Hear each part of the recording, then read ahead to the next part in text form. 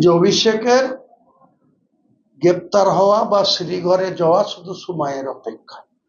তিনি যে ধরনের অসংসদীয় বা অসাংবিধানিক বা অগণতান্ত্রিক ভাবে মমতা ব্যানার্জিকে মানুষ ভোট দিয়ে মুখ্যমন্ত্রী করেছিল, তার ক্ষমতার অপব্যবহার বলুন, দুর্ব্যবহার বলুন বা লুটের রাজনীতি করা বলুন, যেভাবে প্রশ্রয় দিয়েছে, যা করেছে।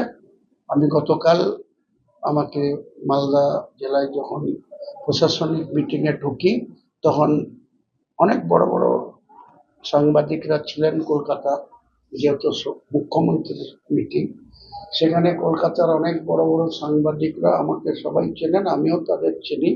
তেনারা আমার কাছে প্রশ্ন রেখেছিলেন যে মমতা ব্যানার্জি আর অভিষেক ব্যানার্জির ভবিষ্যৎ কি।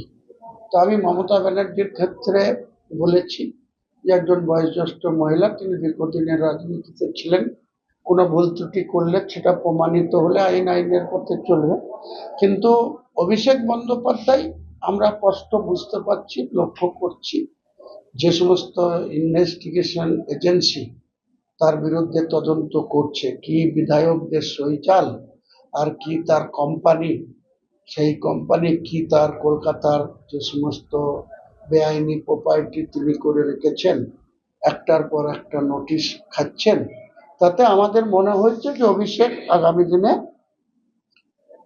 মানে গ্রেপ্তার হবে এবং নিশ্চিতভাবেই হবে এবং তাকে জেলে যেতে হবে।